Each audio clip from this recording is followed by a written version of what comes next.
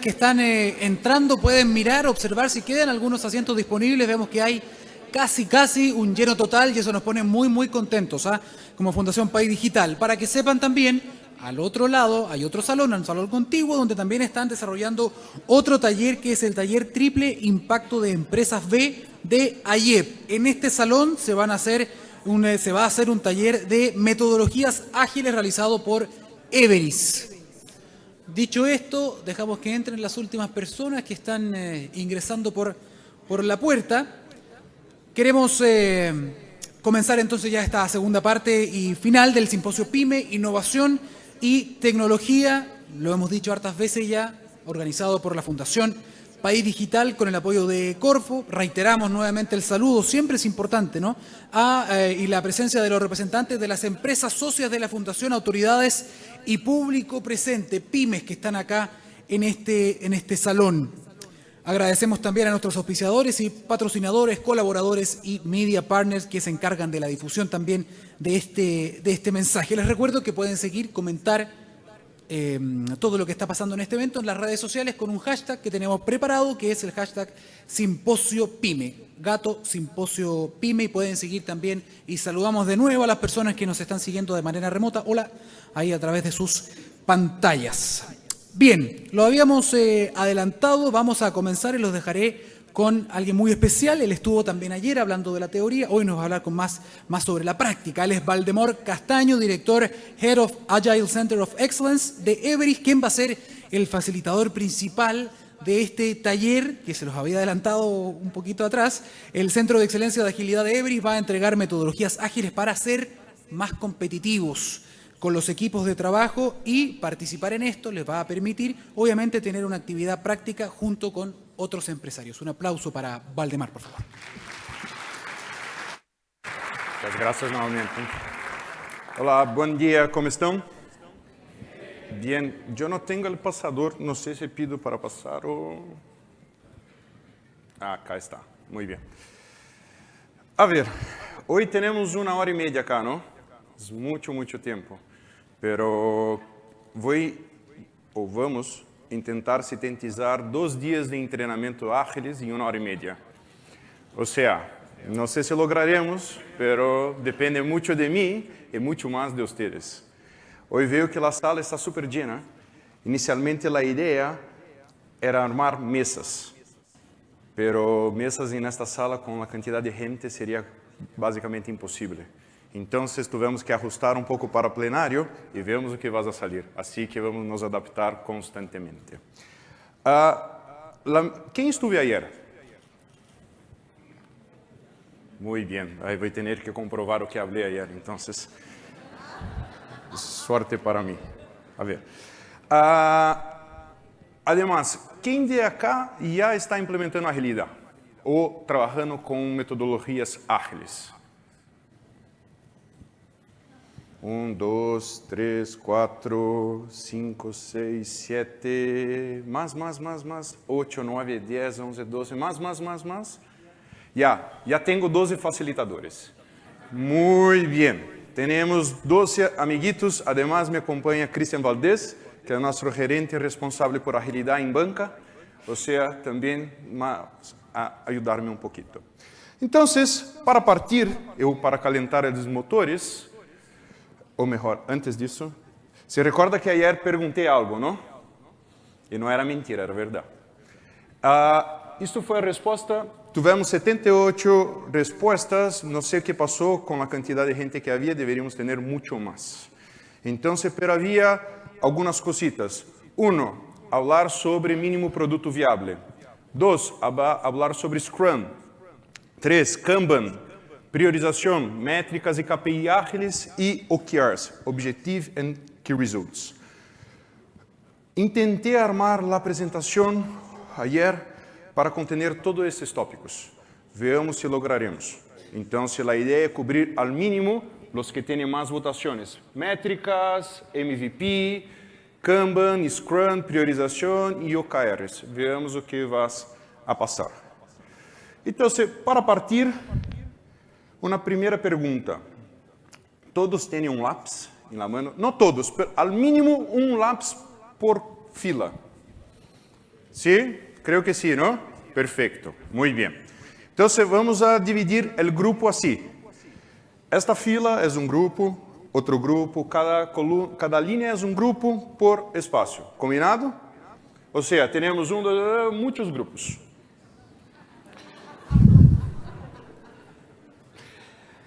Tenemos un objetivo muy claro, que es, una persona tiene que segurar un lápiz. Una persona sola. Elijan una persona por columna que tenga un lápiz en la mano, por favor. Si alguien no tuviera lápiz, yo tengo acá. Un lápiz, una persona en su grupo tiene que tener un lápiz en la mano. ¿Ya? ¿Todos? Las personas que están de pie, armen su grupo, sean autoempoderados, autónomos, autogestionados. Muy bien. O que vamos a hacer es así. Yo tengo mi lápiz y con mi lápiz en la mano voy a hablar mi nombre, Valdemar. Voy a pasar para la persona al lado, que también vas a hablar su nombre, y así hasta que el último tenga el lápiz en la mano y hable su nombre. Simples, ¿no? ¿Sí? Muy bien. Y esto vamos a contar un tiempo y veamos cómo vas a salir. Acá tenemos un ambiente no tan propicio, porque hay limitaciones de espacio, ustedes no conocen las personas, o sea, ya tenemos algunas dificultades que nos pasan en día a día, ¿sí o no? Que ya partimos a trabajar con personas que no conocemos, que el espacio no es el mejor de todos, entonces veamos cómo vas a salir. Yo voy a contar hasta 1, 2, 3, y no es go, es 1, 2, 3, y partimos. Y ahí vamos a mirar cuánto tiempo demora, se lleva, desde el primero hasta el último. ¿Todos de acuerdo? Muy bien. Entonces, 1, 2, 3, ya. Vamos. A ver.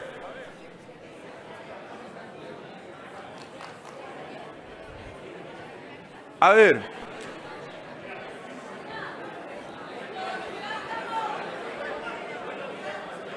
Los que están listos, levanten las manos. Muy bien. ¿Listos? Muy bien. Pregunta, ¿fue fácil? Sí, ¿no?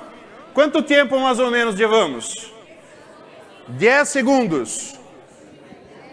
15 segundos. 8 segundos. 10, 5. A ver.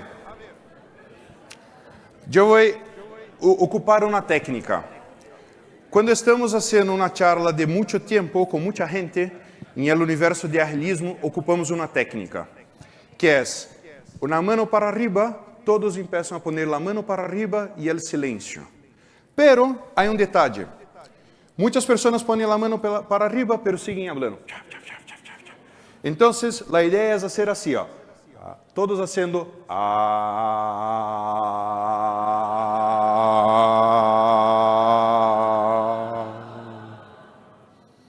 Muy bien, está funcionando. Súper. Entonces, cuando yo estiver con las manos para arriba, boca cerrada, y vamos a seguir la dinámica. ¿Correcto? Súper. Entonces, ¿creen que fue un buen tiempo? ¿El tiempo fue bueno? ¿Sí o no? Puede ser bueno, pero poco eficiente. Ya. Entonces, ustedes tienen 30 segundos para que hablen rápidamente, intenten algo nuevo. ¿Cómo puedo mejorar este tiempo? ¿Cómo mi equipo puede mejorar este tiempo? Entonces, tiene 30 segundos. No, vamos a desordenar todo, no pasa nada. Acá todo es posible. Entonces, quiero que ustedes hablen entre ustedes y cómo podríamos mejorar este tiempo. ¿Ya? Quiero que mejoren ese tiempo y mejoren ese trabajo de ustedes. 1, 2, 3, hablen entre ustedes.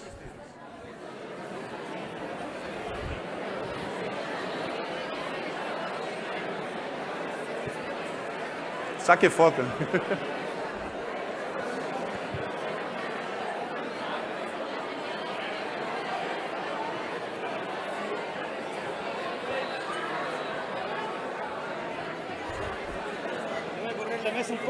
Ya, perfecto.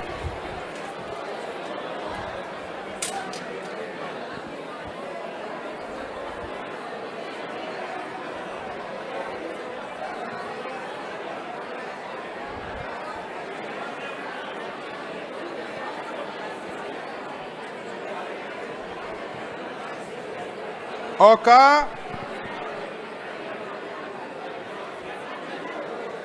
Manos para arriba.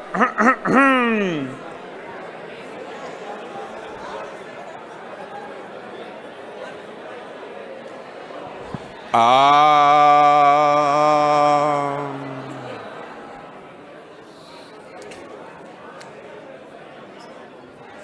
Ya. 1, 2, 3 y... Muy bien. O sea, creo que ustedes ya hablaron entre ustedes que van a hacer algo mejor. Y ojalá logremos. Entonces, voy nuevamente a contar 1, 2, 3 y nuevamente vamos a pasar los lápices y hablar nuestro nombre. Y veamos cuán mejor fuimos. 1, 2, 3, ya, vamos.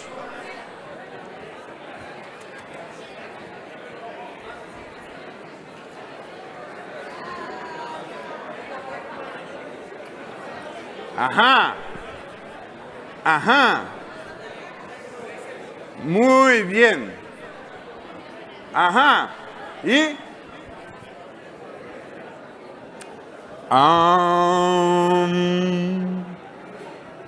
E não passa nada, a ideia é ser desordem mesmo. Pergunta, melhoramos ou não? Sim ou não?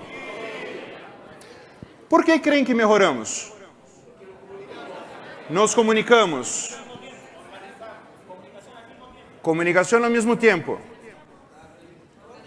Ordenação. Ordinação. Que mais?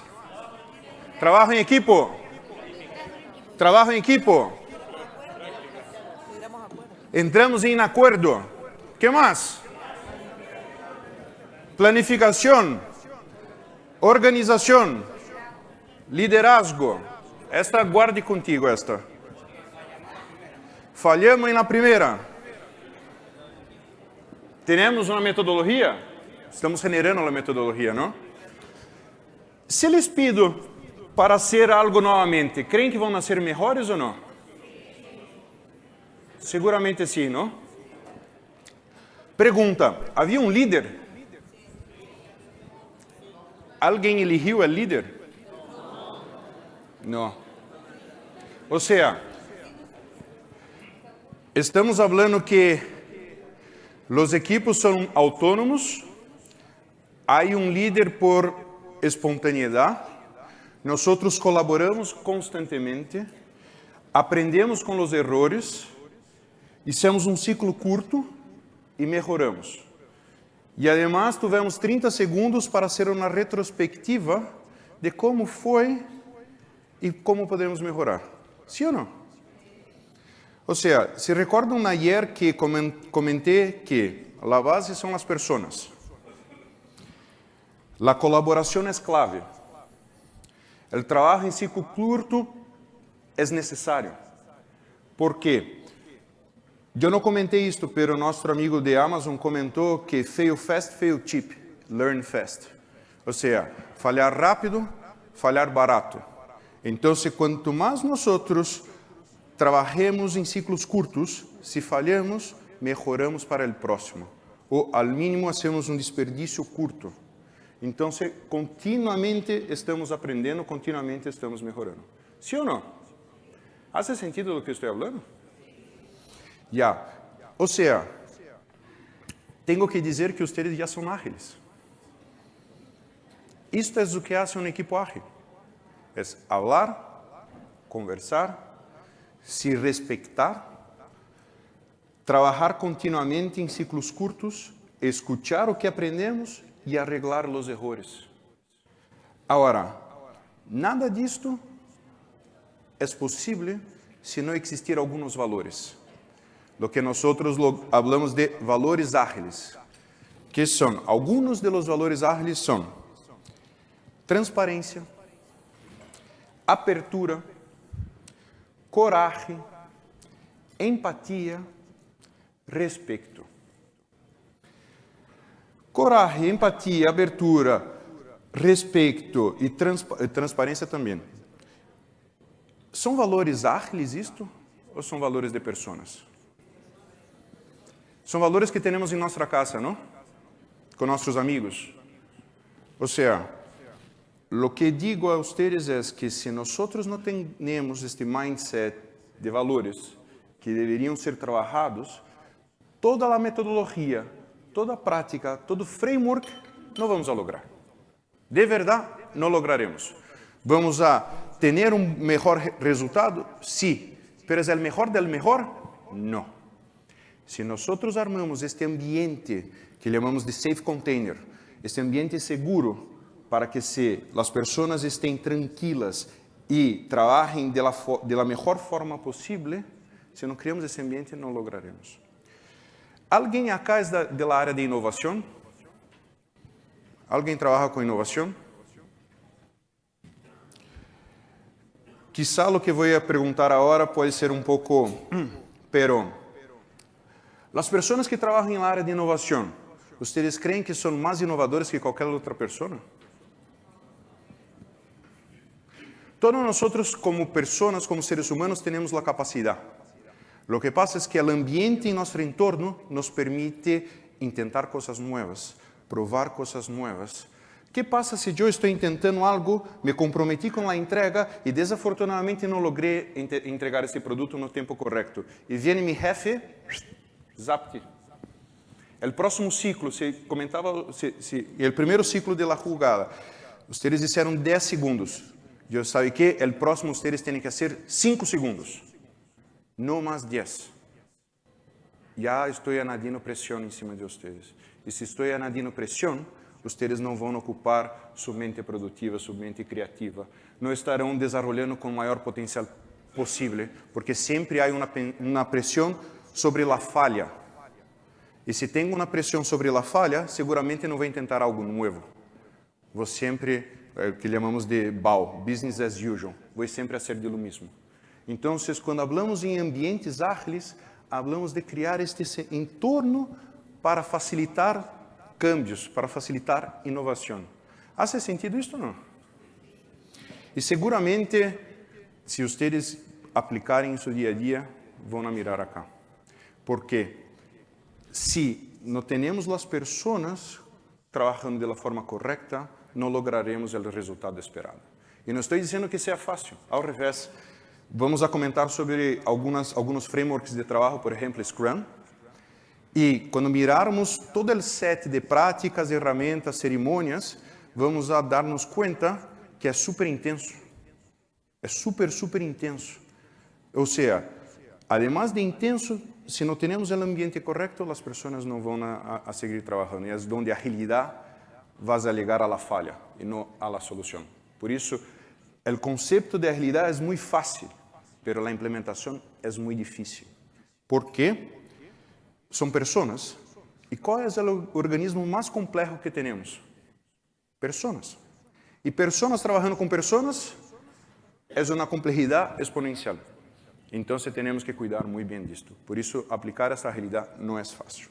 Então, muitas graças por la desordem. Vou tentar não fazer mais desordem, pero também vou poner um acordo. Vou fazer perguntas. Quero que tenham esse safe container de responder-me. Não é porque estou aqui arriba que sei mais que vocês, ao revés, creio que vocês conhecem muito mais que eu em muitos outros âmbitos. Então, se a ideia é interactuarmos, é escutar pouco, se alguém tem algum exemplo, vamos a compartilhar. O que pido solo é que quando levantar a mão, vamos a hacer silêncio, porque senão as pessoas não vão a escutar. ¿Listo? Muchas gracias por la disposición. Y el primer tema que me comprometí ayer a hablar fue de mínimo producto viable. ¿Qué es un mínimo producto viable? Cuando nosotros estamos desarrollando nuevos productos, al mínimo yo, cuando trabajaba con mis startups, voy a desarrollar una solución. Y la primera cosa que yo pensaba, wow, quero uma solução com isto, pero además creo que existe interessante e vamos añadindo mais features. Lo que pasa es que tudo está acá em minha cabeça e não na cabeça de quem vas a ocupar. Então, quando vou a comprar, como se chama isto? Navaja. Quando vou a comprar uma navaja, muitas vezes estou buscando solamente isto. pero quando me entrego na navaja com tantas coisas que vou poner em meu bolsillo e não cabe. Ou seja, já não vou ocupar. Então, a ideia de mínimo produto viável é partimos com algo simples, validamos com nosso cliente, com isto vamos añadindo lo que de verdade vamos ocupar, porque seguramente dessa navaja, quanto vamos ocupar? 10%? 5%? A ver, quem acá conhece Excel? Quem trabalha com Excel? Quase todos. Qual a porcentagem do Excel que ocupamos? Quantas funcionalidades? Quem ocupa mais de 50%? Quem ocupa mais de 70%? Aí expertos Excel acá. Quem ocupa 100%? Quem ocupa 5%? Ou seja, é o que falamos de MVP. É construir uma ferramenta super potente, de verdade, super potente, pero que vamos ocupar muito pouco. A inversión es gigante. El tiempo, las pruebas, las ideas, la generación de código, la actualización, para 80% del mercado ocupar 5%. Entonces, ¿hace sentido invertir nisto o no? Cosas que tenemos que pensar. A veces hace, pero 80% de los casos no. Entonces, cuando hablamos de MVP, es empezar a entender nuestro cliente, es empezar por el inicio com coisas muito simples que podem ser trabalhadas, que podem ser consumidas. Não quero também, e aí, por favor, os que estão tomando nota, que estou mirando alguns, escrevam que MVP, para criar um MVP, qualidade não é excusa. MVP não é um prototipo. Já? Mínimo produto viável. El viável é porque tem que funcionar. Tem que ter as melhores qualidades de todas. Se não há qualidade, não é um produto todavia. Se vou entregar a meu cliente, al mínimo, tenha as qualidades necessárias. Por quê? Muitas vezes vão entender, sabe o quê? É um MVP. Ponga em mercado rápido e se não gostar, não gostou. Se não querem, não querem. E não é assim, se não querem, genera uma experiência negativa. Temos que começar na experiência de nossos clientes. Então, MVP é um produto mínimo viável. Não é um prototipo. Estão de acordo? ¿Faz sentido? Muito bem. Então, vou a trabalhar, vou generar uma ideia de... Estão com hambre? Não, não? Não há hambre agora porque saíram do coffee. Muito bem, então posso falar de cake. Que passa? Perdóname porque os slides não são os mais bonitos, mas é o que há. Sou ágil. Funciona, está em produção, não é um prototipo, é um MVP. Já? Nesse cenário, que se busca? Necessito vender um cake? Quero vender um cake? Ou estou partindo com o mercado agora? Se estou partindo, tenho que provar se as pessoas les gusta a massa, les gusta o sabor. Então, muitas vezes, fazer um wedding cake ou um cake de matrimônio é muito caro para fazer. Então, deixa-me partir primeiro, deixa-me experimentar a massa. Porque, às vezes, quando tenho este tipo de produto, eu posso provar rapidamente, posso sentir se o cliente le gusta ou não le gusta e depois sair implementando. O que passa muitas vezes é que, sabe que? Armo o meu produto completo e a pessoa não está com hambre. E que passa? Você come um pedacito, você gastou uma plata gigante e quando ela necessitava era um cupcake. E muitas vezes passa isso quando estamos desenvolvendo um serviço ou um produto. Avançamos com um montão de coisas e sabe que? Não necessitava. E quando estamos falando com CFOs ou a parte mais monetária financeira da companhia, quando partimos com este mindset de trabalhar sobre MVP, quando llego acá, sabe que havia pressupuestado um montão de plata para armar este cake, pero com isto, meu cliente está check. Não necessito avançar com isto. Que logramos? Ahorro. E com este ahorro, que pode ser? Uma inversão em outro sítio, em outro produto, outro serviço. Ou seja, temos que pensar que, quando trabalhamos em MVP, además de validar rapidamente com meu cliente, também estou tentando diminuir o risco. E o risco do produto ou também de economias. Porque muitas vezes, arma o cupcake. ¿Sabe qué? Tiene açúcar. E as pessoas não compram cupcake com açúcar, solamente com endulzante. Então, rapidamente tivemos uma falha, e com esta falha já vou cambiar a receita para o próximo intento. Se hicimos isso em ciclos curtos, fail fast, fail cheap. Falhamos rápido e falhamos muito barato. ¿Hace sentido isso ou não? Alguém acá trabalha com MVPs? 1, 2... Os que estão trabalhando com MVP, ¿hace sentido? ¿Estão trabalhando nessa lógica? Sim? Excelente. Como comentei, minha startup não foi nesta lógica. Eu aprendi agilidade, eu aprendi MVP com uma dolor em bolsillo gigante. Porque me custou exatamente 1 ano e 2 meses a poner em produção um produto de saúde. E este 1 ano e 2 meses com uma equipe de 15 pessoas, imagina a inversão. Então, se tivesse hecho esse conceito, seguramente o produto estaria de forma distinta do que está hoje. Muito bem. Claro.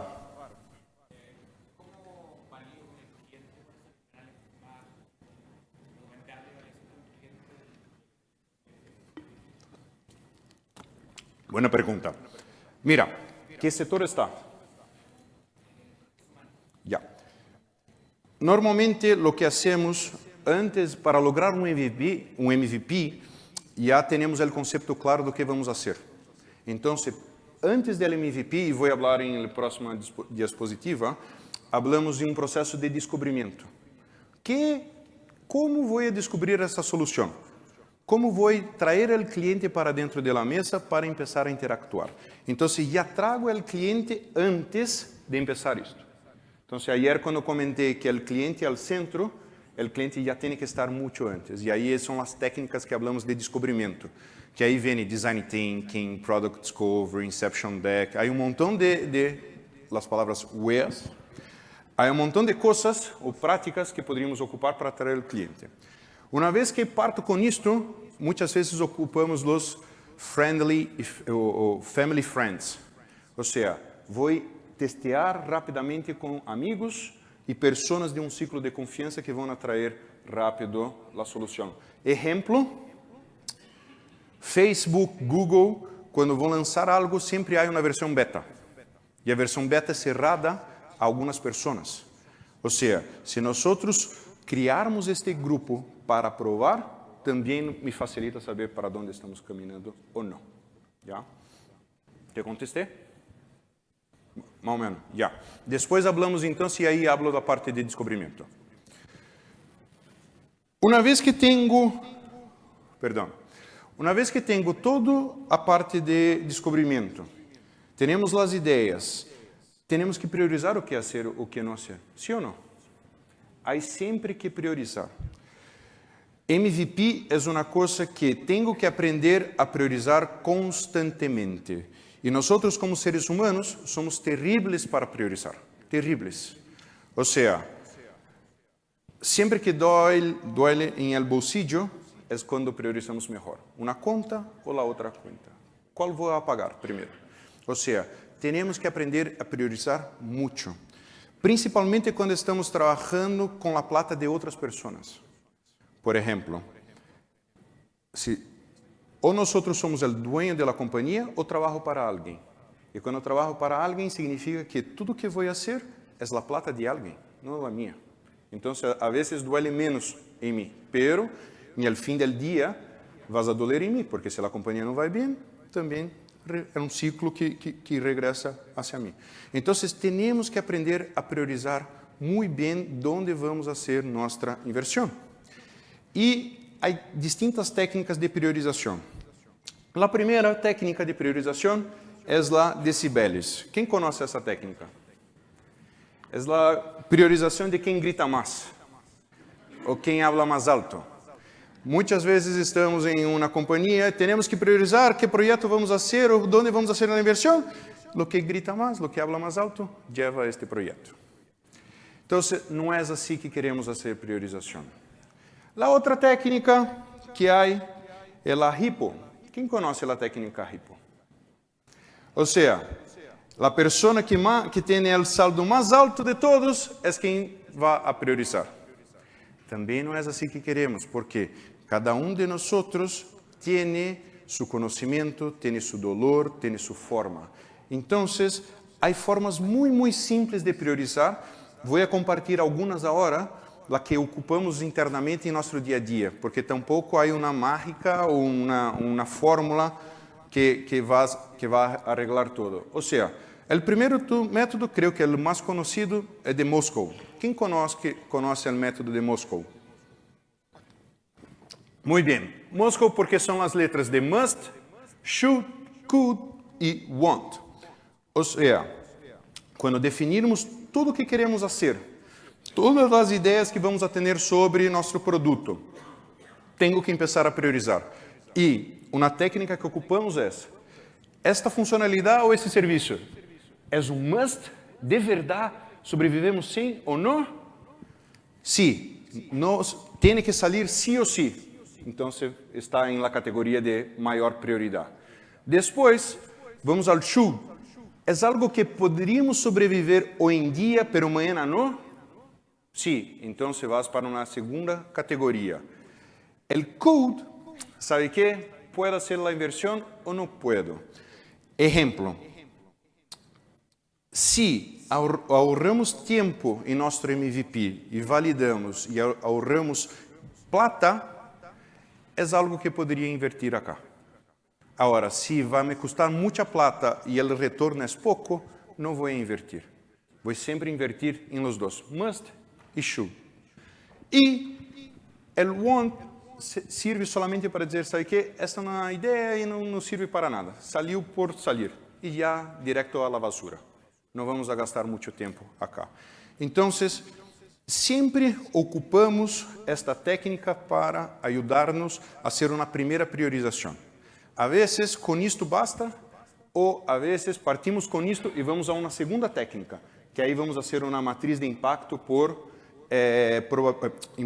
esforço, que vou falar agora rapidamente. Então, Moscou é a primeira que ocupamos. A segunda, como comentei, impacto por esforço. Hace sentido invertir em algo que vou gastar um esforço tremendo com baixo impacto? Não. Então, novamente, direto à basura. O que nós ocupamos acá é, déjame mirar onde o esforço é pouco e o impacto é alto. Ou seja, sempre vamos a trabalhar com estes. Sí ou sí é nossa lista de primeira prioridade. Depois, temos que... Isso não é pointer, não. Social. Não é? Não é. Depois, vem a grande discussão do trade-off. E o trade-off é, vou fazer algo que tenha super impacto, pero exige um esforço grande, ou vou fazer algo que tenha baixo esforço, pero também baixo impacto. Esse é o trade-off. Por quê? Quando falamos esforço baixo, impacto alto, é o que chamamos de quick wins. Pero uma companhia não sobrevive de quick wins. Desafortunadamente, há que gastar um montão de tempo para também ter um impacto alto. Então, a recomendação acá é, não solamente priorizem os quick wins, porque em seu momento não vamos a lograr. Em alguns momentos, há que fazer uma inversão forte. Ou seja, sempre mirem os trade-offs. E aí é onde partimos com Moscou e trabalhamos com esforço e impacto. São técnicas simples, pero que os teres podem ocupar em seu dia a dia. Startups, pymes e grandes corporações ocupam muitas vezes isto. Nós, em todos os nossos projetos, quando vamos a desenvolver nosso MVP dentro de um processo de descobrimento, trabalhamos acá, ocupamos isto. E a última é, esse nome é complicado, Eisenhower. Pero é menos utilizado, porque com impacto e esforço, isso é como fazer uma nova faceta de impacto sobre o que é importante e o que é urgente. Donde super importante e super urgente, vamos fazer. Super importante e não é urgente, vamos arrendar, planificamos com o tempo, não é algo que seja super necessário hoje. Não é muito importante, pero é urgente, ¿sabe quê? Déjame buscar um partner, déjame trabalhar com outra linha de serviço para ajudar-me. É onde buscamos uma certa aliança, porque não vai impactar meu negócio diretamente. Mas é importante ter em mente. E o que não é importante e tampouco urgente, novamente, a la basura. E de verdade, se ocuparmos de los 3 métodos de priorização, te asseguro que de 20 a 30% das ideias que temos vão à la basura. Em muitos projetos críticos que teníamos o tempo do projeto como grande marco, com essa priorização sacamos pelo menos 30%. Sacamos 30% de nossa lista de tarefas. E com isso ajuda muito. Então, se não trabalham com priorização, é simples e los invito a trabalhar. Em agilidade, priorização é clave. Não há 2 coisas que são prioritárias. Sempre há uma e depois as outras. Se alguém comentar, pero Valdemar, os 2 são urgentes. Já, pero dígame qual é mais urgente. Qual tenho que partir hoje? Não os 2, não, um. Aí trabalhe, termine e parta por el outro. Se partir por los 2, vamos estar fazendo multitasking, vamos estar fazendo trabalho em conjunto e não vamos lograr nenhum e nem outro. Também, em el taller de 2 dias, falamos sobre multitasking, acá não está dentro do tópico, pero evitem fazer 2 trabalhos ao mesmo tempo. Primeiro e depois o outro. Manejar e falar em telefone não é uma boa coisa. Ou maneja ou habla em telefone. Muito bem. Está claro a parte de priorização? Sim? Scrum. Quem hoje trabalha com Scrum acá? Alguém trabalha com Scrum? Não? Não? Já. O que é Scrum? Scrum é o framework mais conhecido dentro de agilidade.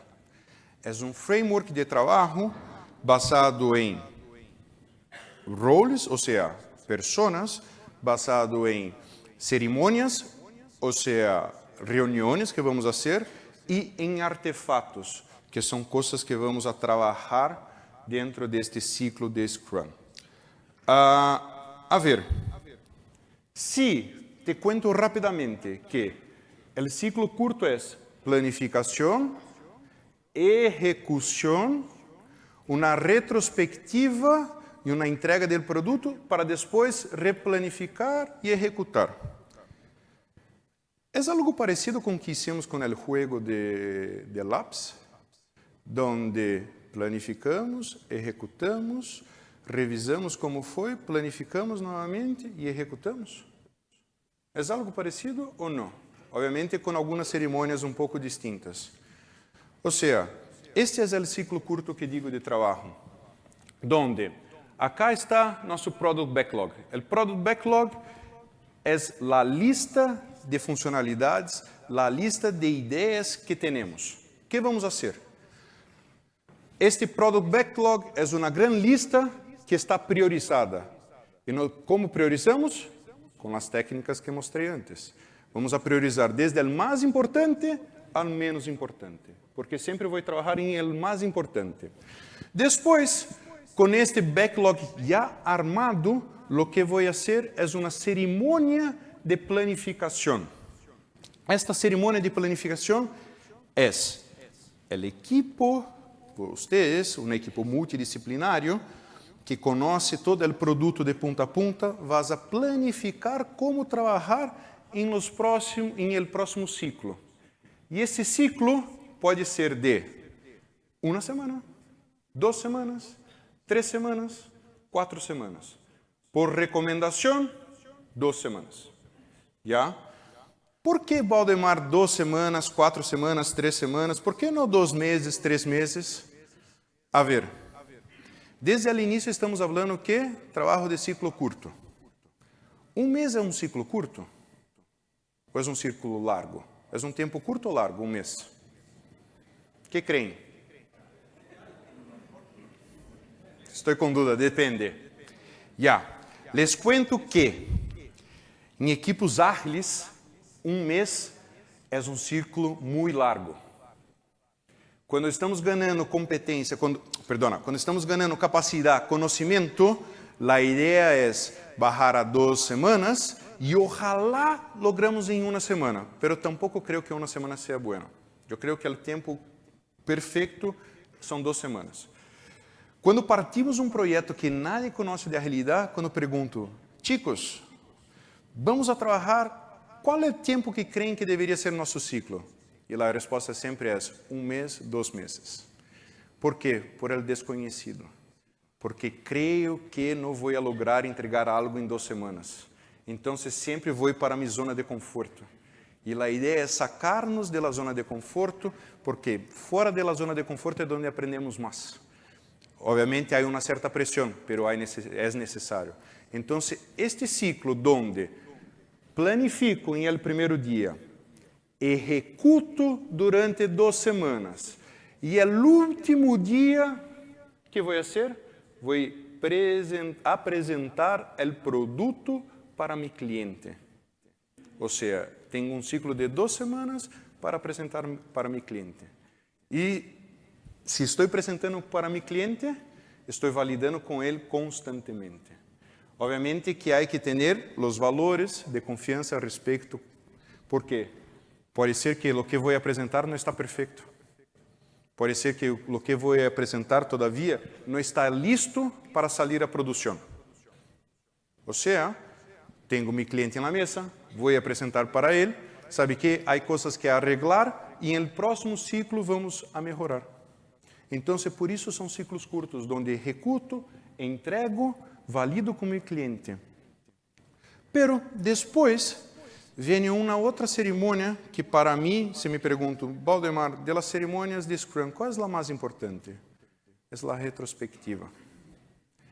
A retrospectiva é onde nós nos juntamos como pessoas para entender o que foi bem, o que não foi bem e o que necessitamos melhorar para o próximo ciclo.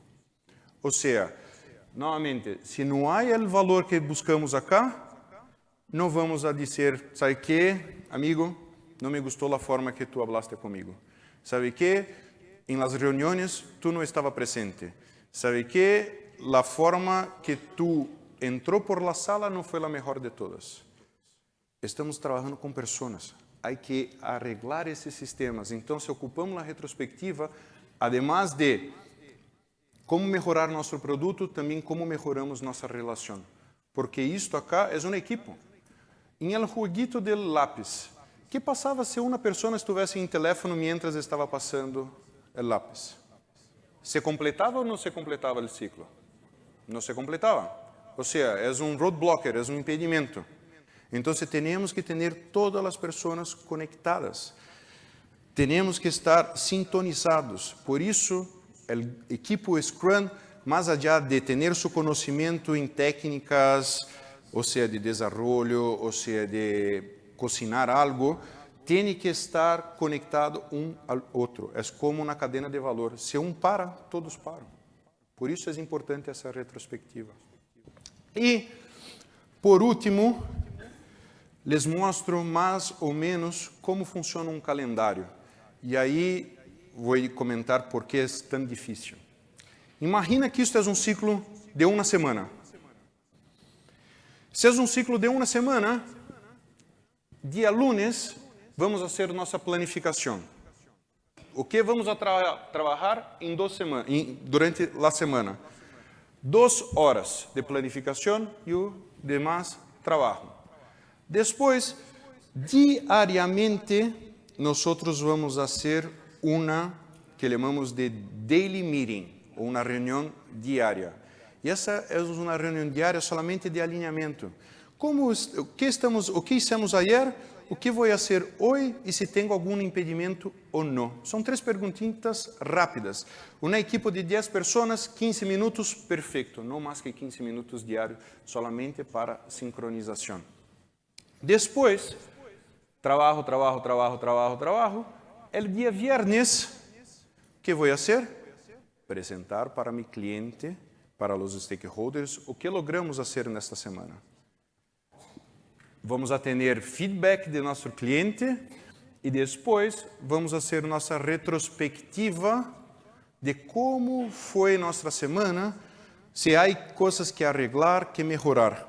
Ou seja, gasto 2 horas planificando, 30 minutos apresentando para meu cliente e 45 minutos de retrospectiva. Isto para uma semana. A pergunta é: há tempo morto acá? ¿Hay tiempo muerto? ¿Qué creen? ¿Sí? ¿Dónde?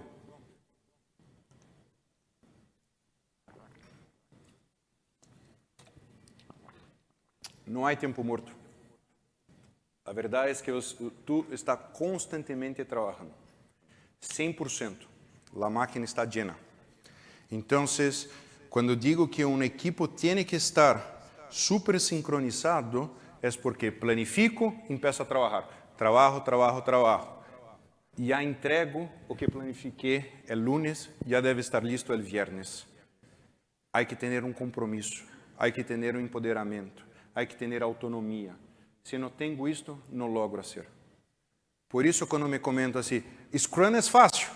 De verdade é fácil. Entender isto acá, te asseguro que em uma tarde tú ya está listo para salir y hacer la certificación. Pero poner esto en marcha es muy, muy complejo.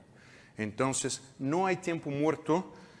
Cuando tenemos un ciclo, por eso no me gusta de una semana, me gusta de 2 semanas.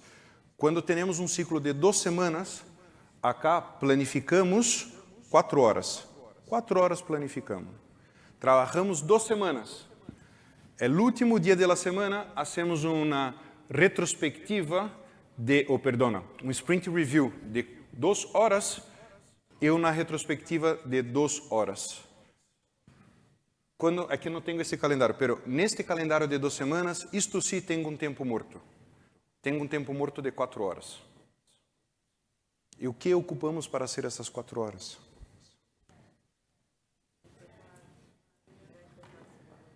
Relajar, estudiar, mirar lo que viene más adelante. ¿Por qué? Somos personas, no somos máquinas. Entonces, tenemos que hacer un ritmo sostenible. Si no hay ese ritmo sostenible, ¿sabe qué vas a pasar? Licencia, estrés, cansancio. Porque esto es un ciclo. Si es un ciclo, no termina jamás. Entonces, tenemos que armar el ambiente correcto, tenemos que tener ese espacio de respirar. Además, como somos profesionales, tenemos que aprender algo nuevo. Entonces, estas 4 horas siempre ocupamos para un desafío, para aprender algo nuevo. Por eso, el ciclo de Scrum se torna muy, muy entretenido, porque además de aprender, yo voy a interactuar siempre con mis compañeros. Estou constantemente entregando valor. Constantemente estou falando com meus clientes. Ou seja, é tudo que uma pessoa necessita para estar motivado. Trabalho com gente, trabalho de forma colaborativa. Constantemente estou mirando o que estou fazendo. Constantemente estou tendo feedbacks. Constantemente estou melhorando como pessoa. Por que não trabalhar com Scrum? Ora, é fácil? Não. São todos os projetos ou tipos de trabalho que se aplica Scrum? Não. Ayer comentei a vocês que aplicar agilidade, o mindset sirve para todos. pero el framework que van a ocupar depende mucho de la naturaleza de cada compañía, de cada proyecto.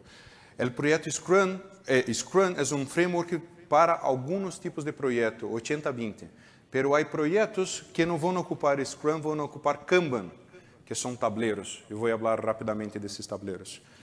Ou então, como nós somos super criativos, já criamos o Scrumban, que é a mescla entre Scrum e Kanban, onde ocupa algumas cerimônias e ocupa o tablero. Então, não é isso. Então, depende muito da natureza. Então, quando forem implementar isto, entendam a dinâmica, entendam a forma, porque a vezes o que deveria ajudar vai a complicar. Em muitos projetos de verdade, eu creia que deveria ser Scrum, e não, era Kanban, e aí tive que cambiar. Então, hoje em dia, antes de partir, o que hacemos é um assessment de madurez, um assessment de natureza, para entender que tipo de framework vamos aplicar. E, basado nisto, aplicamos um ou outro. Já? É muito rápido, pero creio que já tem alguns conceitos e vão a buscar. Lo que sí, este tablero ou esta forma de trabalho não funciona solo. Como comentei, é basado em pessoas. E como é basado em pessoas, temos que ter responsabilidades. Alguém sabe as roles de Scrum? Alguém já escutou falar em Scrum Master? Sim. Em Product Owner? Também. São as palavras mais sexys de LinkedIn agora. Então, quando tu vas ao LinkedIn, sou Scrum Master, sou Agile Coach, sou Product Owner. Uou! Então, são as roles que estamos desenvolvendo cada vez mais. Que é? O dueño do produto, quem tem a visão do negócio, quem vai a medir o valor deste produto dentro do mercado, quem vai definir a estratégia é o Product Owner. Ou seja, o Product Owner define o que nós queremos fazer. O equipo, obviamente, é o equipo de expertos. Quem mais conhece de las coisas? É o equipo. Ou alguém já trabalhou em um projeto onde a pessoa, ou o jefe, sabe que eu conheço o produto e tu tens que implementar assim. Eu conheço muito mais que tu. E quando partiu a implementação, se atrasou, não se entregou de forma equivocada. Ou seja, se eu contrato alguém para dizer o que fazer, não necessito contratar. Eu quero contratar alguém que haga por mim, que me recomende as coisas. Então, o Product Owner define o que e o equipo define o como. De uma forma colaborativa, de uma forma vivendo os valores, com muita comunicação efetiva. Ayer, quando fizemos o game de la 1, 2, 3, Go, eu estava provando a comunicação efetiva de vocês. Quando a palavra Go é o start para o aplauso. Então, equipo Scrum tem que ter uma comunicação efectiva ou uma escuta ativa muito potente. Então, estou escutando e estou trabalhando, porque o ciclo de trabalho é forte. E o Scrum Master, seguramente é a pessoa que mais conhece de Scrum, conhece o framework, pero su principal rol acá é ser facilitador. É facilitar com que o equipo desenvolva em seu maior potencial. É facilitar a comunicação entre o Product Owner e o equipo. É facilitar fazer uma gestão de conflito gigante e, además, fazer challenges. Desafiar o equipo em uma melhora contínua. Ou seja, todos os três grupos de roles têm suas responsabilidades e deve ser executada como está escrita. É decir, Valdemar, em meu projeto, o Scrum Master e o Product Owner são a mesma pessoa. Olvídate, não vai funcionar. ¿Sabe que? Tenho um Scrum Master para 5 equipos. Olvídate, tampouco vai funcionar. Ou seja, se está hecho e está comprovado que os três roles, os três grupos têm que estar separados Para algunos proyectos puede estar en conjunto, sí, pero en algún momento vas a tener dolor de cabeza. Entonces, defina las 3 roles, definas exactamente quién es el Product Owner, quién es el Scrum Master, cómo opera el equipo y trabaje con el framework Scrum. No es simple, pero les invito de verdad a practicar. Al mínimo, voy a volver acá, planifiquem o que vão hacer en los próximos 15 días. Déjame planificar, ponga en una lista con, voy a hacer un pequeño break, com post-its. Todos trabajaron con post-its? 3Ms está ganhando mucha plata com isto. Sabiam que há uma regra para ocupar post-its? Sabiam? Não é tão simples assim. Tem que ser graduado, tem que ser um master de post-it. Mira, déjame estudar acá. Tenho um post-it. Se vou sacar assim, todo saca o post-it assim, o que passa? Quando vou plegar, esse sou chico, como vou mirar? Então, há uma técnica que é post-it firme para abaixo. E aí se queda. Super simples, hein? Por favor, um aplauso, por favor. Al mínimo, ustedes vão sair da casa sabendo sacar post-its. E a outra técnica que é importante é uma ideia por post-it. Uma ideia por post-it. Por quê? Se tenho que priorizar, priorizo assim. Se pongo todas as ideias em post-it, imagina, já empeço a... Ou seja, uma ideia por post-it e sacando o post-it corretamente. Isto é clave em agilidade. Se sabem isso, já podem dizer que são ágeis. Podem trabalhar como Scrum Master. Ou seja, pongan todas as ideias em el post-it, priorizem com algumas das técnicas, hagam uma planificação, o que vamos fazer durante esta semana. Perguntem ao equipo, estamos seguros que logramos fazer tudo? E mirem os olhos de cada um para saber se estão seguros ou não. Empecem a trabalhar. Depois de 2 semanas, apresentem para seu cliente, para seus amigos, o que estão fazendo. Hagam uma retrospectiva com confiança a respeito da apertura. Identifiquem o que foi bueno, o que não foi bueno. Definam algumas ações de melhora e regressem novamente ao trabalho. Com 3, 4, 5 ciclos, vão identificar uma certa melhora del entregable, ou, ao mínimo, uma melhor colaboração entre vocês. Por isso digo, não é complicado, pero tem que ser executado corretamente. Les invito a praticar isto e a estudar. E depois me conectem por LinkedIn para saber umas dicas ou contar como foi. Bien, hablamos de las roles, Scrum. Muito bem. Não sabia que estava este slide, pero... A ver. Uma outra técnica, ou melhor, isso é uma regra, de madurez do equipo. Em agilidade, comentamos que os equipos têm que estar o maior tempo possível juntos. Ou seja, quando trabalho um projeto, eu armo o equipo do projeto, trabalho por 6 meses, 7 meses, 8 meses, e quando termina o projeto, fazemos uma técnica que se chama Lessons Learned, e cada um se vai para um lado e se arma outro projeto. É assim ou não é? Por BAL. Lo que hablamos em agilidade é que intentemos manter o equipo o máximo de tempo possível. Por quê? Quando criamos uma nova equipe, por exemplo, em nosso juguito de Labs, nadie se conhecia. Temos que conhecer, ou seja, estamos formando a equipe. Pero como é algo novo, super entretenido, nossa moral está super alta. Pero nosso rendimento é baixo, porque não nos conhecemos. Estamos aprendendo todavia. Aí, sabe que? Como não estamos tendo um rendimento bueno, começamos a ter as peleas. Não, porque tu te quedou como responsável, tu deveria ter hecho isto, não, e começa uma sessão de storming.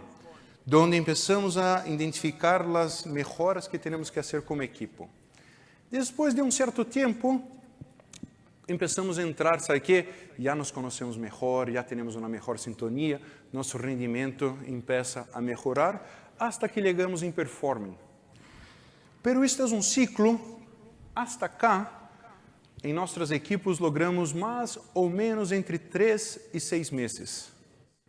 E acá entre 6 e 10 meses para ter high performance team. Lo que passa em los projetos tradicionais também passa por el mismo. Pero quando já estão em 10 meses, se desarma el equipo e se regressa acá novamente. O que passa com isto? É que invertimos 10 meses em grupo de pessoas, talento de pessoas que já sabiam trabalhar juntos e quando terminou o projeto, se perdeu a inversão. Agora, se armo o equipo de forma correta e solamente saco o alcance e agrego outro alcance, outro projeto, sempre vou estar performando. Ou seja, a inversão que armei, a inversão está cá de verdade. Por isso, manter uma equipe o máximo possível junto e cambiar o projeto é o que estamos buscando. ¿Ya? E, por último, pero só para entender pouco, em agilidade, em projetos tradicionais de verdade, o que temos fijo é o alcance. Em todos os projetos tradicionais está fijo o alcance, pero o que é variável? Os recursos, as pessoas, a plata e o tempo. Ou seja, temos alcance cerrado. Tenho que construir o cake de matrimônio. Não importa o tempo, não importa quantas pessoas, se vou trabalhar à noite ou não, pero tenho que construir este cake. Ou seja, o alcance está super fijo, pero quanto vou a necessitar de plata e o tempo que se requer é estimado. Creemos que vamos fazer algo. Quando falamos em projetos ágiles, cambiamos pouco o entorno ou o cenário. O alcance não é mais fijo, o alcance é variável. Por quê?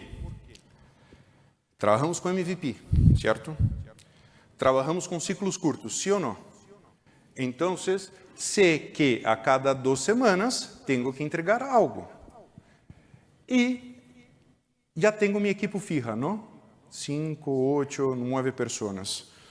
Então, se tenho a equipe fija e tenho o tempo fijo, o que vai a cambiar é o que eu logro entregar em 2 semanas. E aí empeço meu trabalho de MVP. A cada 2 semanas eu vou entregar alguma coisa, pero vou a entregar algo. Por isso, me ajuda montão essa ideia de que tenho uma plata, tenho tempo, com isto vou definir o que vou entregar. E é o que passa com as startups. Tenho uma plata, tenho certo tempo e vou a poner em mercado. Se me olvido del tempo, perco a plata. Então, temos que cerrar o alcance e trabalhar com MVP. E a outra reglita é que se tenho uma equipe que sempre está entre norme e performing, quando hablo de 2 semanas, seguramente essa equipe vai lograr entregar em 2 semanas. Empieza a ser sentido as coisas, não? Equipe fija, cambiamos por MVP, trabalhamos com alcance fijo e com tempo, ou alcance variável e tempo fijo. Ou seja, les invito também a estudar isto. Les invito a cambiar esta forma de trabalho. Por isso comento, a teoria é fácil, pero a prática é muito complicado. Pero em 2, 3 meses já vão identificar que há uma melhora em los entregáveis. Bien. Outra coisa que pode ajudá-los em seus dia a dias, lo que chamamos de visual management ou gerenciamento visual ou big visual charts. Há montão de nomes. Há distintos tableros, como comentei, de los post-its. O primeiro e o mais usado, muitos chamam de Kanban. Pero a verdade que, caminhando por las companhias acá em Chile, notei que não é um Kanban, São task boards. São boards de tarefas e que está bem, que são boards por tarefas para facilitar a gestão das tarefas. Ou seja, eu pongo tudo o que quero fazer em 2 semanas, como comentei, ocupando os post-its, defino mais ou menos 4 colunas, onde uma é to do, o que necessito fazer, outra é doing, o que estou fazendo, on hold é, sabe que tenho um impedimento ou não, então já sei que não posso avançar com essa tarefa e se está completa. Minha senhora, que não está cá hoje, ayer estava, então hoje estou mais relajado. Minha senhora, como é brasileira também, e está cá em Chile, e faz coisas em casa. Faz coisas manuais e blá, blá, blá. E chegou um momento que estava tendo muita solicitud de coisas para fazer. E estava um pouco perdida quando tem que entregar, para quem, se a pessoa já havia pago ou não, qual é o tipo de pedido e blá, blá. Você sabe o quê? Vamos armar um tabuleiro. Em la cozinha, armamos um tabuleiro com colores distintas, se é, por exemplo, um cake, ou se é um brownie, se é um cookie, se estava pagado ou não estava pagado, se deveria estar hecho, se estava listo para para entregar ou não, e funcionou perfeitamente, pero não em la primeira. Depois de 2, 3 interações e ajustamos, funcionou. Pero são coisas que vamos ajustando e nos ajuda um montão. Comentei que falhei em la startup, falhei por conta da MVP, pero por relação a los tableros funcionava perfeitamente. Ocupávamos, eu tinha uma sala um pouco maior que esta, e os 4 muros com esses tableros. E funciona muito bem a gestão. ¿Por quê? A ver, tenho lo que estamos trabalhando. Se está em um hold, é porque há um impedimento. Se há um impedimento, que vou ocupar? Esse tabuleiro de impedimento. Que é, sabe que? Quanto mais ao centro, mais crítico. Mais afora, menos crítico. Ou seja, rapidamente, se havia um post-it acá, eu sabia que necessitava arreglar. Exemplo, não temos açúcar. Temos que comprar rápido. Então, se já saía uma pessoa correndo para comprar. Isto me ajuda um montão a ter a visibilidade do que estamos fazendo e se tenho que parar algo urgente ou não. A matriz de risco, impacto por probabilidade. Já falamos um pouco da outra matriz de priorização e é muito similar. Lo que tem alto impacto e muita probabilidade de lograr, vou trabalhar nesses riscos. Tenho que mitigar o risco rápido. Ora, o que tem baixo impacto e pouca probabilidade de passar, a basura. Não vou a desperdiçar tempo. E o outro tabuleiro, que é este com rojo, verde e amarillo, que é o que me gusta. Se chama Mood Marble, ou chamamos também de, acá em Chile é densidade, é um muro de ânimo. É para controlar o ânimo do equipo. Ou seja, estamos falando que a realidade são pessoas. Se as pessoas não estão bem, como será a produtividade delas? Baja. Então, temos que, de alguma forma, identificar como está o ânimo do equipo.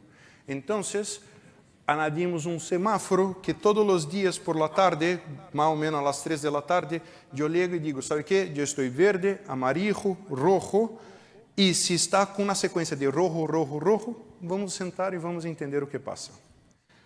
A verdade é que se não há respeito, não há confiança, não há abertura e não há transparência, seguramente sempre vai estar verde. Então, o que nós buscamos com esses valores é identificar onde estão as dolores para melhorar. E é onde comento que, em agilidade, não podemos viver a sandia. Como é uma sandia? Verde por fora, roja por dentro, certo?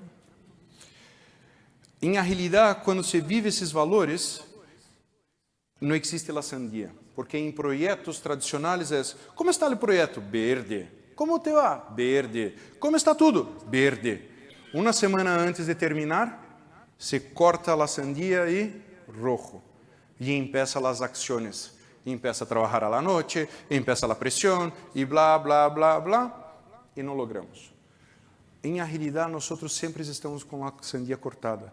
Se tenho rojo, tenho que ter ações. Ou seja, o rojo é nosso amigo. Se há rojo, há onde trabalhar. Se não sei onde está o rojo, como vou trabalhar? Então, o grande desafio é armar este entorno para ter a visibilidade de como está seu equipo. Se tenho a visibilidade, vou tomar as ações. E, por último, uma prática que me gusta também muito, que é a prática de contrato social. O que é um contrato? Por que hacemos um contrato? Um acordo. Um acordo entre duas pessoas ou três pessoas, certo? E o que está escrito porque é um acordo. Então, se armamos um contrato social com o equipo, de forma super transparente, em que horário vamos fazer as reuniões, como vamos fazer as reuniões, em que sala vamos fazer as reuniões, é permitido o telefone, não é permitido, ou seja, vamos añadir um montão de acordos. E esses acordos são respeitados, têm que ser respeitados. Se há uma quebra deste acordo, há quebra da confiança. Por isso é super importante. E é um tabuleiro vivo, super dinâmico, que a cada semana podemos añadir ou sacar acordo. Agora, a reglita é muito simples. Solamente está acá o contrato social, lo que está acordado entre todos. Se uma pessoa não está de acordo, não se cria nada em el contrato social. Novamente, ayer comentei que a agilidade é para a família, não? Também. E já comentei que tenho um Kanban com minha senhora. Tenho um contrato social em minha casa. Não tenho a foto acá, mas a próxima vou pôr. Tenho um contrato social porque somos brasileiros, estamos acá em Chile, temos muitas visitas de brasileiros e, además, minha suegra sempre está acá. É verdade. E, então, há um acordo que está aclarado entre nós. Em seu momento, chegamos a ser Mood Marble, hasta com nossas hijas. Pero depois de Mood Marble, as hijas começaram a jogar e se terminou. Pero é algo que se pode fazer. Les invito, há uma charla de TED em internet, busquem Agile for Family. E aí há esses tabuleiros também, estão falando um pouco desses tabuleiros. Bem, ou seja, são super simples, podem estar hechos em el muro, podem estar hechos em uma pizarra, podem estar hechos em um PPT, não recomendo, e também há muitas ferramentas online para desenvolver isto. Então, para os que já estão em um momento mais digital e não tão paper, vamos a ser paperless, há ferramentas como Murally ou Mural.com que tem um espaço em branco já com essas ferramentas hechas. Ou também há uma outra ferramenta que se chama Taskboard, que também ajuda a buscar isto. Depois, se querem, inscrevam-me e eu intercambio os links com vocês. Está claro isto? Bem, ajuda um montão também no dia a dia. Medições ágeis. Eu já comentei algo, mas vou fazer uma reflexão muito rápida. Balancing Scorecard. A vezes implementamos um Balancing Scorecard super simples, onde tenho o custo do projeto, do produto, a satisfação do cliente, nossa produtividade, o rendimento do equipo e a satisfação do equipo. A ver, se o equipo não está satisfeita, se o equipo está com baixa moral, como creem que será seu rendimento? Se o rendimento da equipe é baixo, como crees que é a satisfação de nosso cliente? E se a satisfação do cliente é baixa, justifica o custo que nos paga? Não.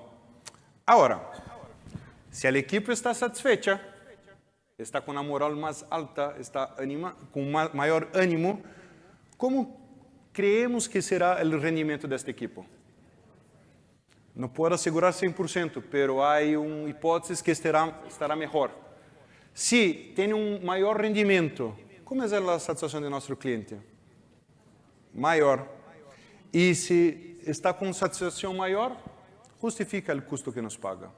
O sea, ¿dónde está la clave? El equipo. Y el equipo es conformado por... Muy bien, ahí estamos. O sea, no hay mucho segredo. Hay que cuidar del equipo, hay que traer conocimiento para el equipo, hay que generar correctamente los ciclos de trabajo, medir los ciclos de trabajo, poner una cierta tensión. Por eso, un facilitador es importante de saber el momento de poner tensión en el equipo y el momento de sacar la tensión. Somos personas, no somos máquinas, entonces tengo que poner la tensión y sacar la tensión, trabajar siempre con el cliente para que justifique el costo que nos paga. Por eso es algo muy, muy, muy simples en el papel y difícil en la práctica. Y lo que hacemos es medir. Por ejemplo, una tip muy, muy importante. A ver, cuando muchas personas, cuando estoy en una empresa haciendo consultoría, me pregunto, Valdemar, ¿cómo hago para comparar equipo con equipo? ¿Cómo hago la comparación con equipo? Por ejemplo, en el juego del lápiz, algún momento comenté que quien ganaba es con 3 segundos, con 5 segundos. ¿Había una competencia o no? No había competencia. En agilidad, el equipo, la competencia del equipo es con ellos mismos, con el propio equipo. ¿Por qué? Si ponemos 2 grupos distintos, son conocimientos distintos. Si, por ejemplo, la silla de atrás no tenía espacio, los de frente tenían un otro espacio, o sea, ya existe un ambiente distinto. Hay una variación de persona para persona, nadie es igual al otro. O sea, no hay un patrón de comparación, es imposible comparar equipo con equipo.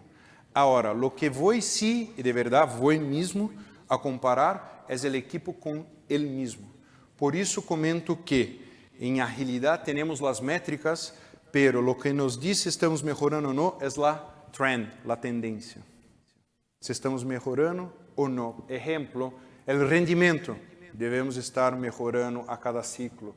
El cycle time, el tiempo de ciclo, debe estar cada vez menor. El tiempo de ciclo en agilidad es donde, desde que tengo la idea y estoy entregando para mi cliente, cuando mi cliente ya está probando.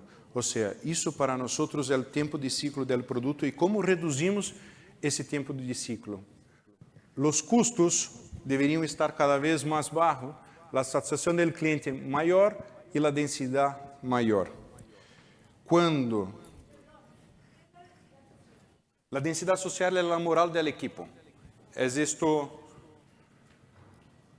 está relacionado a la satisfacción que se puede medir a través de este. O sea, hay distintas formas de medición, esa es la más simple. Porque si estoy midiendo cómo está la satisfacción del equipo, yo debería medir un mejor rendimiento y un menor ciclo de tiempo. O sea, cuando empiezo a tener todo visible, es fácil hacer la gestión. Si el rendimiento bajó, seguramente el ciclo de tiempo se aumentó si la densidad bajó, el rendimiento bajó y el ciclo de tiempo aumentó. O sea, visualmente se queda fácil hacer la gestión. Les invito también a definir cómo van a medir. Y la tip es, no agreguen KPIs o mediciones desnecesarias. Medimos solamente lo que importa. Muchas veces queremos medir hasta el tiempo que el chico va al baño. Es de verdad tenemos esa medición. Pero ¿agrega valor o no agrega valor? Se a resposta é sim, agrega valor, perfeito. Não, não agrega valor, saquemos-las. Em um dos projetos, nós medíamos quanto tempo de interrupção existia em el equipo de desenvolvimento. Pero medimos isso somente por 2 ciclos para identificar de onde saía a interrupção. E descobri que a interrupção era minha. Eu era o maior bloqueiro do equipo, porque sempre estava chamando-lhes para ajudar-me, chamando-lhes para uma reunião. Então, comecei a definir blocos durante a semana para executar. Isso aumentou o rendimento deles. Ou seja, ocupemos medições para agregar valor e ajudar-nos a uma decisão.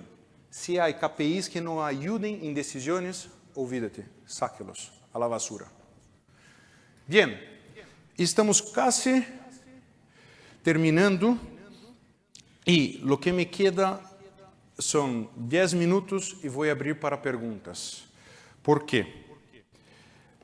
É uma lluvia de conceitos, é uma lluvia de ideias, de novas ideias. Não é fácil, mas é muito entretenido.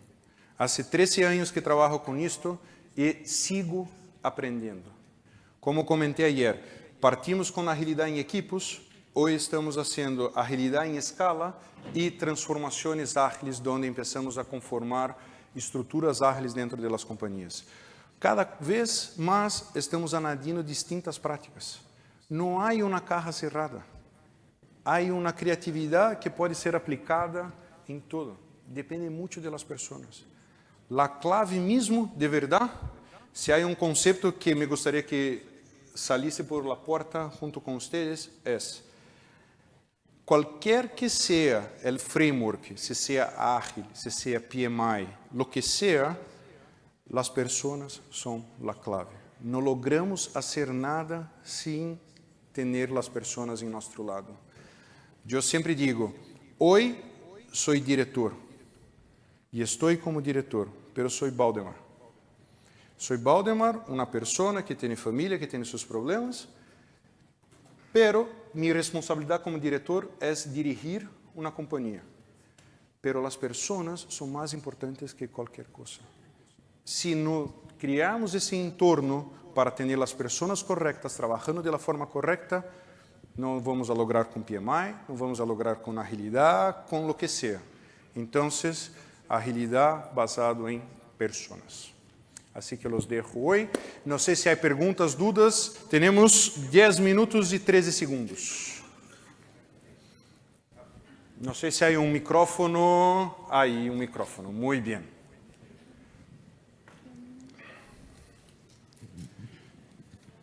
Hola, sí, una consulta. No sé si en Brasil hablan del FODA. ¿Entiendes lo que es el FODA? Fora, não. ¿No? FOD. Ah, sí. ¿Sí? SWOT, sí. ¿Cómo ves tú el FODA acá en Chile, las empresas que tú has visto? De acuerdo, supongamos, al rendimiento que tienen las empresas comparada. No quiero hacer comparación con Brasil, pero el FODA, ¿cómo ves tú hoy día la empresa chilena?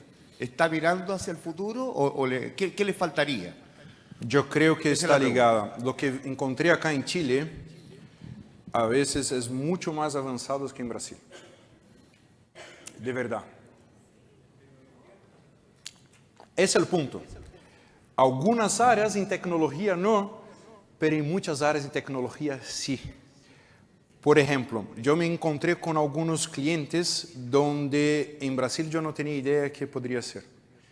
Mas é certo que em Brasil também, quando liguei acá, com muitas ideias que tampouco acá existia.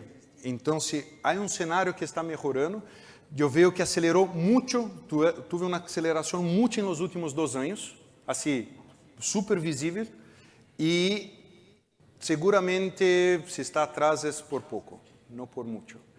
Pero eu creio que agora com a globalização, dicho Chile agora tem muitos estrangeiros, cada vez mais há estrangeiros acá, e estão trazendo cada vez mais coisas. E Chile, perdona, é o país que muitas companhias internacionais estão ocupando para trazer suas novas tecnologias e intentar acá.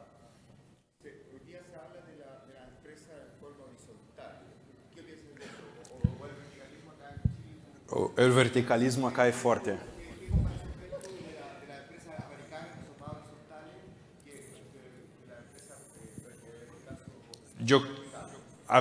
Yo creo todavía que la estructura chilena no está preparada para empresas horizontales.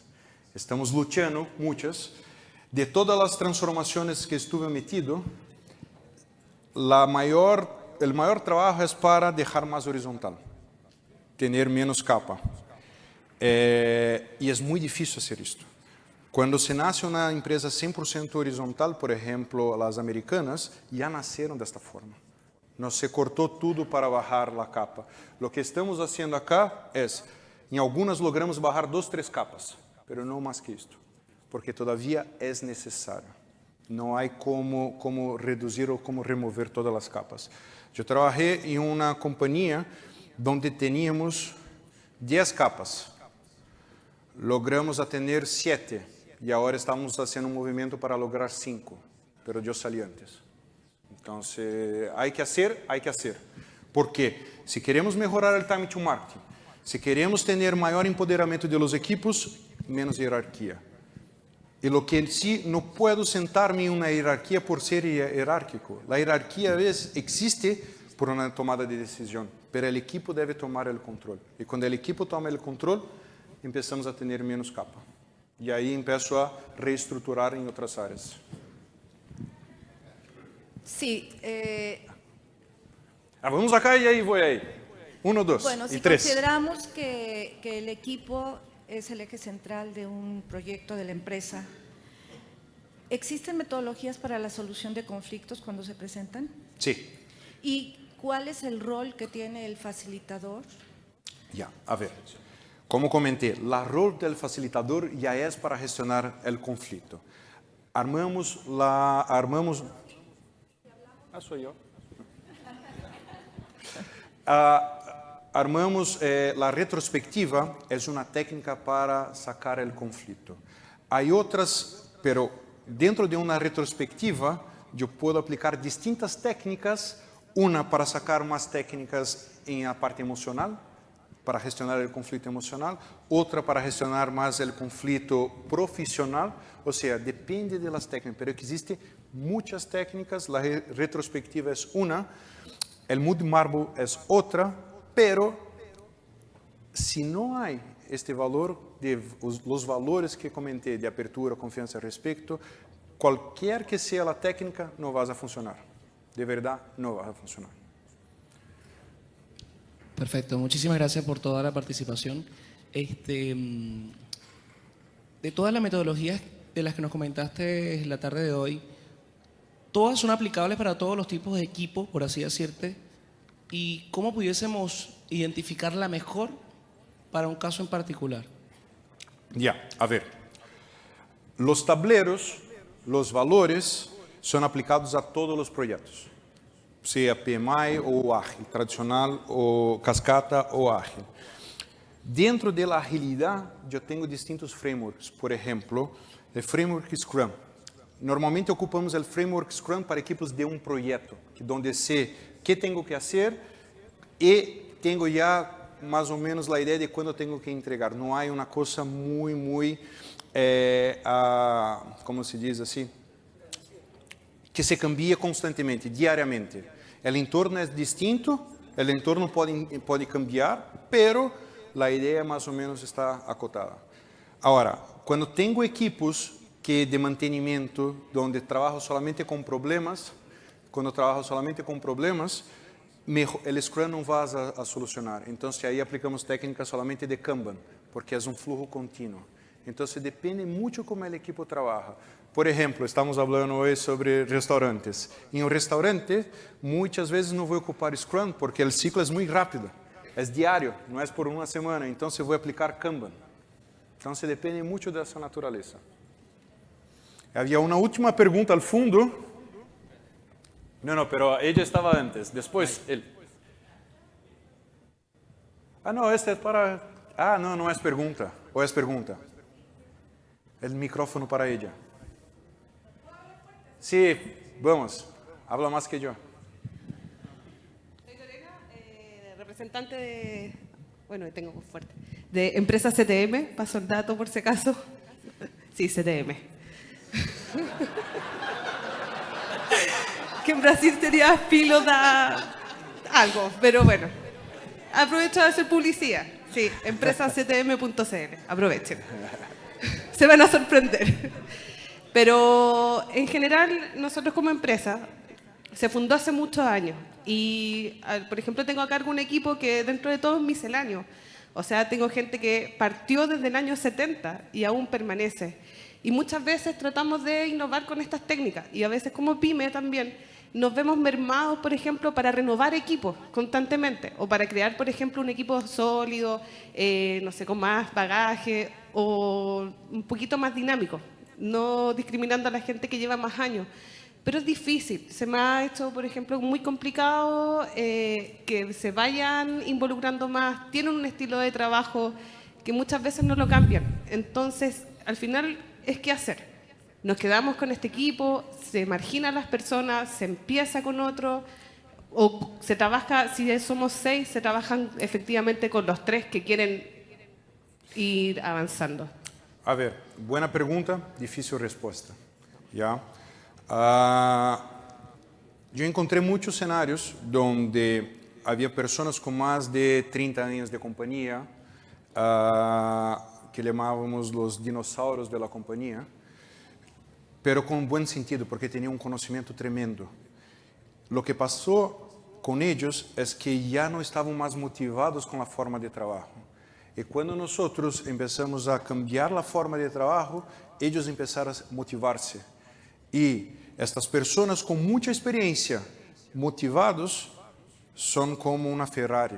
De verdad, me encanta trabajar con ellos. Entonces, hay que criar el entorno correcto y desafiar a estas personas, porque seguramente ellos quieren hacer cosas distintas.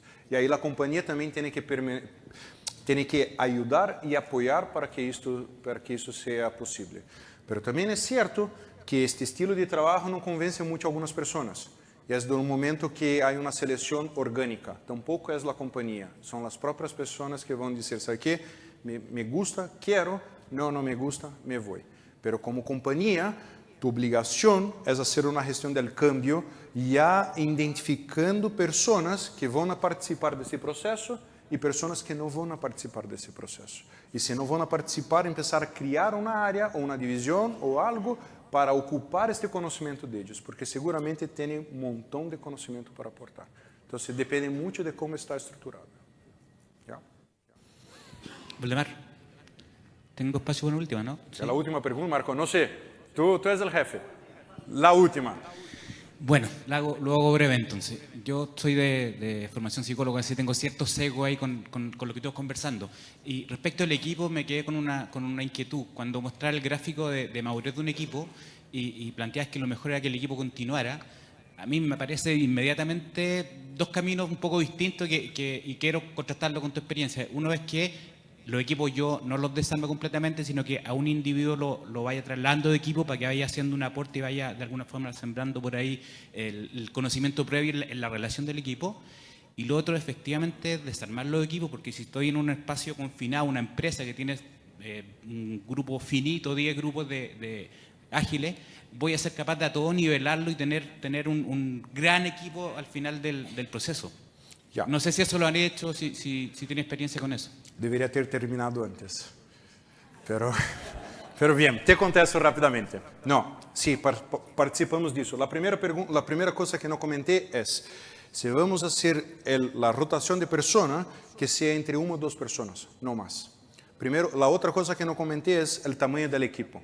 El tamaño de un equipo ágil, la recomendación es que sea 7 más o menos 2. O sea, de 5 a 9, no más que 9. Hay equipos con 10, 12, sí hay. Pero cuanto más personas, mayor complejidad, mayor canal de comunicación. Entonces me perjudica. Entonces, lo que sí, vamos a hacer una rotación de 1 a 2 personas, porque cuando hago solamente de 1 a 2 personas, yo tengo un ADN de equipo. Y añadiendo una nueva persona, este ADN seguramente va a permanecer. Ahora, si voy a sacar 50% del equipo, es otro ADN. Y ahí voy a salir de Storming, de Norming, Performing, hasta el Storming. Pero es seguro también que cada vez que voy a añadir una nueva persona, voy a regresar a Stormy, pero rápidamente ya voy a Normie. Ejemplo, muy rápido. Quando hablamos de equipos ágiles, vem todo o tema vacaciones. Como vou fazer com vacaciones? Se tu trabalha com uma consultoria, posso pedir um reemplazo? Sim. Por quanto tempo? 2 semanas. Vou poner um corpo novo em um equipo por 2 semanas, lo que vas a passar é que o rendimento vas a cair. Então, seguramente não é a melhor solução añadir pessoas. A persona é o último recurso que vou fazer. Então, por quê? Porque quero permanecer el ADN del equipo. ¿Te contesté? Súper. Ya, ahora sí. Demos un fuerte aplauso a Valdemar por este muy interesante taller.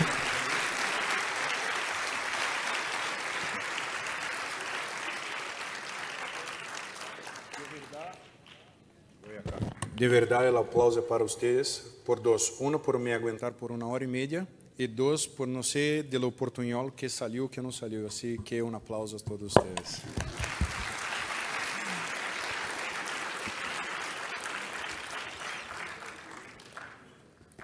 Bueno, como todos bien saben, estamos finalizando este taller. Este simposio PYME, Innovación y Tecnología, y como bien con las mismas palabras que acaba de mencionar Valdemar, agradecer la presencia en nombre de Fundación País Digital y la participación durante estas 2 jornadas. Reiteramos nuestros agradecimientos a Corfo y a nuestro auspiciador principal, Banco de Chile, junto a los auspiciadores Asociación Chilena de Seguridad y AIEP, y a los media partners La Tercera, CNN Chile, Arcatel, Trentic, Infoweek, Programa Desafío Digital de la Radio Agricultura y Tecnopymes.cl. Nuestros patrocinadores APEC, Subsecretaría de Economía y Empresas de Menor Tamaño, ProChile, Cámara Nacional de Comercio y Cámara de Comercio de Santiago.